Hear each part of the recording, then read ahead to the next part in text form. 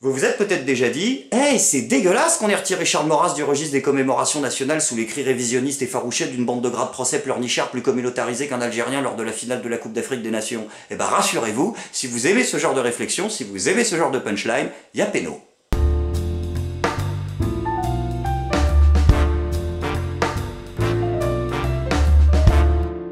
Ok, la comparaison avec Maurras était peut-être un peu exagérée, tant du point de vue stylistique que de l'hommage, qui est peut-être soit disproportionné, soit un gros fardeau à porter. Néanmoins, si je me suis permis de faire un petit parallèle avec l'actualité et de vous balancer une punchline direct dans votre gueule, c'est parce que le mec dont je vais vous parler aujourd'hui, c'est sa spécialité. La chaîne dont on va parler aujourd'hui s'appelle PénoTube. Alors c'est pas parce que c'est court et rigolo et qu'il y a marqué tube à la fin que c'est un site de cul, je vous rassure.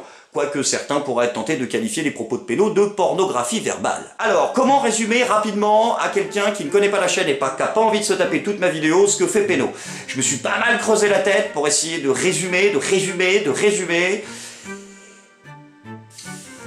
Bonjour tristesse de droite.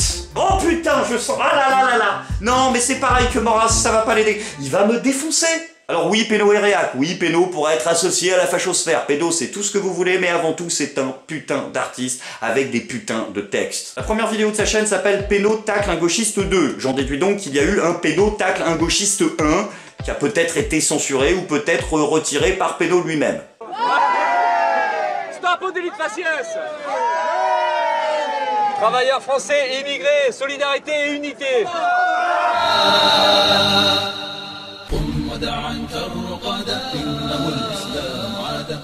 Peggy 18.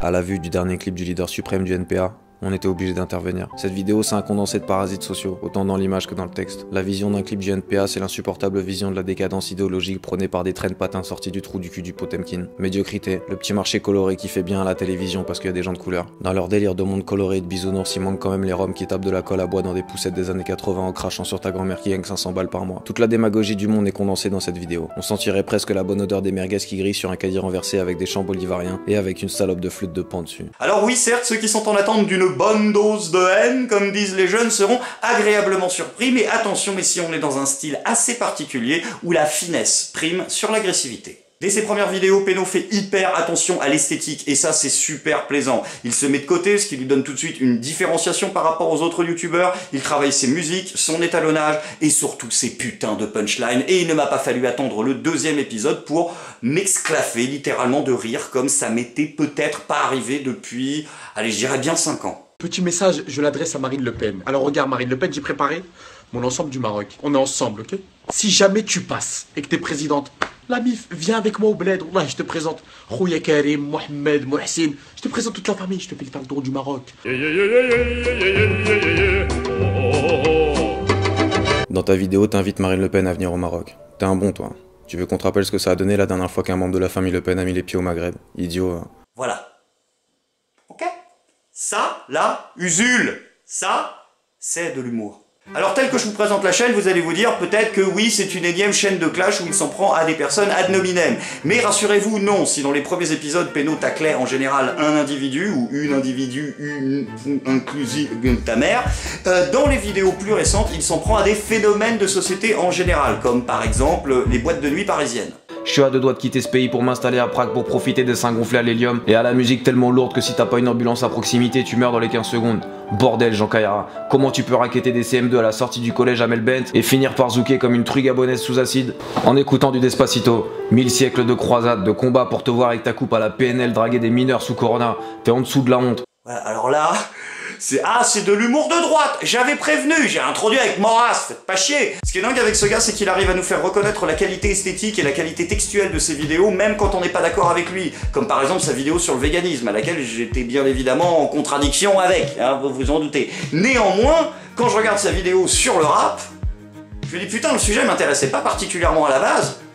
Mais alors là, quand t'arrives à un tel niveau de qualité, à la fois dans l'écriture et dans l'esthétique de la vidéo, tu fais passer le podcast dans le domaine quasiment de la musique. C'est le premier rappeur au monde tellement lent que si tu le filmes en slow motion, t'as un putain d'arrêt sur image de sourd. Cheveux gras, corps de lâche, physique de rat musqué en pleine descente de Javel plus Pépito. Je préfère m'arrêter là, sinon ce que je vais dire va tomber sous le coup de la loi du tribunal de Nuremberg. Simple, basique. Tous les rappeurs qui ont un tuyau à chicha dans le cul pour nous ressortir des octaves vocodées, vous me donnez envie de gerber mes DSP sur la une des Inrock avec Bertrand Cantat. Les mecs avec des cates en dictée viennent te faire croire qu'ils veulent finir leur vie à Miami avec des selfies au bord de la piscine. Allez tous vous faire enculer. Les claquettes de chaussettes, mon daron les portait pour aller chercher le courrier en slip Marcel avant même que vous commenciez à vous lisser les cheveux. Dois-je vous rappeler à tous que Tupac étudiait le théâtre, la poésie, t'as pas une clope gros?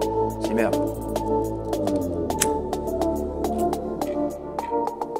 Mais la petite cerise sur le gâteau n'est pas là. La petite cerise sur le gâteau, c'est son deuxième format, Peno Wild, qui est l'antithèse de ce qu'il fait dans ses autres vidéos. Antithèse à tous les niveaux. Antithèse esthétique déjà parce qu'on ne le voit plus, il n'apparaît plus à la caméra, il préfère mettre des images que lui trouve émotionnellement intéressantes, et également dans le message qu'il donne, puisqu'il est un des rares youtubeurs à avoir réussi, entre guillemets, à faire son contre-format, c'est-à-dire ce que vous me demandez de temps en temps, fait « je suis content ». J'y crois pas, de la même manière que Bonjour Tristesse s'est planté en faisant Bonjour Bonheur, et bah lui, il fait l'inverse et il y arrive. Il arrive à vous envoyer une putain de bonne dose de positivité dans la gueule. Il faut garder en tête qu'on est tous capables de produire de la pensée. C'est pas obligatoire d'avoir un mentor ou de vouloir s'identifier à telle ou telle mouvance. On peut aussi s'en battre les couilles, prendre une feuille et écrire tout ce qui nous passe par la tête. C'est un peu ce que je fais en ce moment. Je sais pas où je vais mais ça m'éclate. J'ai trouvé un guépard qui court sur YouTube, j'ai collé une instru, ma voix, quelques conneries sur un logiciel et ça va bientôt faire 2 minutes que vous m'écoutez. Vous pouvez reprendre une activité normale et faire comme si de rien n'était, mais sachez que quelque part en vous sommeille quelqu'un d'autre. À bientôt. Si la chaîne de Peno est importante, c'est pour une raison simple. Nous arrivons dans une société où on nous explique de plus en plus que la violence de certains propos, même pas la violence d'ailleurs de ces propos, mais la façon dont les minorités vont le ressentir, est censée enlever la légitimité des propos tenus en tant qu'œuvre. Je m'explique. À partir d'un certain niveau de violence dans vos propos, on vous dit que ce n'est plus de l'humour, que ce n'est plus du théâtre, que ce n'est plus drôle, que ce n'est plus de l'art. Peno nous rappelle par le travail qu'il met autour de ses vidéos qu'on peut tenir des propos d'une violence parfois... Oui, j'ai pas envie de dire extrême parce que ce n'est pas extrême, et que ça n'en demeure pas moins, et que ça en demeure peut-être même d'autant plus de l'art.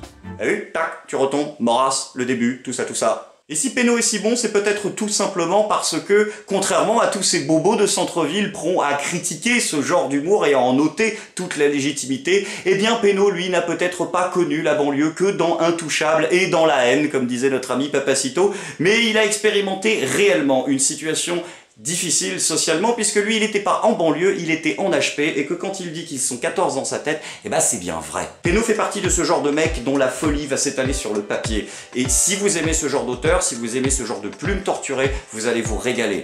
D'ailleurs il parle à cœur ouvert de son expérience en hôpital psychiatrique, et je dois avouer que c'est peut-être pour moi la meilleure façon de conclure cette vidéo que de montrer cet extrait, parce que ça m'a vraiment touché. Quand j'ai vu de mes propres yeux que la torture mentale et physique était légale en France, que des étudiantes en stage avaient le droit de décider si t'allais manger aujourd'hui ou pas, je me suis dit que c'était plus la peine. Après plusieurs semaines de silence, ma voix ressemblait à celle d'un gamin de 12 ans et dire bonjour m'irritait, donc c'était décidé, je ne parlais plus qu'à mes feuilles. J'écrivais jour et nuit, allongé sur le dos avec la feuille blanche scotchée à un magazine. C'est la seule solution que j'avais trouvée. Je vous laisse imaginer les tremblements surhumains infligés par les neuroleptiques pour être obligé d'écrire dans cette position. Mais peu importe, à défaut d'avoir perdu l'usage de la parole, les voix que j'entendais et qui m'avaient d'ailleurs amené ici me disaient des choses de plus en plus belles. Je n'ai jamais eu autant d'inspiration positive qu'à cet endroit. J'étais le plus heureux et probablement le plus sage de toute l'unité, mais le psychiatre continuait d'envoyer des infirmières dans ma chambre pour déchirer et voler tous mes textes et me rappeler que j'étais bien à ma place ici. J'allais donc à son rendez-vous de merde, à 11h, soit exactement 45 minutes après la prise de médicaments. C'est pile poil le temps parfait pour que le corps et le cerveau soient totalement ramollis et que je sois incapable de dire quoi que ce soit, même avec la plus grande volonté du monde. Sache que tu n'écris rien, tu as trop d'imagination. Tu refuses de nous montrer ce que t'écris, mais on te voit depuis le hublot. Tu n'as pas de stylo et tu parles tout seul. Tu lis simplement un magazine et tu penses que c'est toi qui l'as écrit. On est là pour t'aider, t'en fais pas. Fils de pute. J'ai donc perdu la parole, mais je parle tout seul. Parce que toi, t'es de l'autre côté du bureau, tu vas décider de qui je suis. Après chaque entretien, je regagnais ma chambre et mes textes avaient encore disparu. J'ai donc mis en place une stratégie. La semaine suivante, au lieu d'aller à mon rendez-vous avec le psy, je me suis caché sous le lit. Et j'ai vu les infirmières arriver, fouiller mes affaires, inverser mes chaussettes de couleur, me prendre mon dentifrice, et enfin, déchirer mes textes puis les mettre dans leur poche. J'ai aussi eu le bonheur de les entendre parler à mon sujet. Il se prend pour qui ce petit con? Il crache sur sa mère et en plus il demande à fumer son tabac. Non mais attends, t'as lu ce qu'il écrit? La vie est belle dans ma tête, Un jour le monde lira mes textes, mais si ça continue comme ça, ils vont me tuer au subutex. Et quand je vois par-dessus le marché qu'au moment où je me suis décidé à tourner cette putain de vidéo, je me suis aperçu que t'avais supprimé toutes les vidéos de ta chaîne parce que t'avais eu un énième coup de blues artistique qui t'empêchait de comprendre à quel point t'es génial, et bah je suis content de m'apercevoir quand je t'ai dit en privé que j'étais pas content, que tu as remis tes vidéos en ligne pour me permettre de réaliser cette vidéo sur toi, et j'ai nul doute que tu vas les laisser en ligne et que tu vas te prendre une bonne grosse dose de motivation nécessaire avec l'arrivée massive de nouveaux migrants, de nouveaux abonnés, pardon, et je ne doute pas en tout cas avoir fait le meilleur qui était en mon pouvoir pour t'aider à avoir la visibilité que tu mérites. En effet, Péno dispose de 15 000 abonnés, je pense que beaucoup seraient d'accord pour dire qu'il mériterait un 0 de plus, et je suis aussi d'accord pour dire que beaucoup diraient qu'il mérite probablement de ne pas exister. Néanmoins, je sais que cette vidéo s'adressera en priorité à mes abonnés, des gens qui me suivent depuis des années et qui sont habitués à écouter un mec avec lequel ils sont pas toujours d'accord, mais dont ils reconnaissent une certaine qualité dans l'écriture. Donc je ne doute pas que vous êtes typiquement le genre de public qui pourra faire parfois des petites concessions, comme je l'ai fait notamment avec sa vidéo sur le véganisme, sur ses convictions personnelles, afin d'apprécier le travail d'un mec absolument génial. En tout cas, moi je vous retrouve demain pour un nouvel épisode de Je suis pas content. Merci Cognac J, à vous les studios.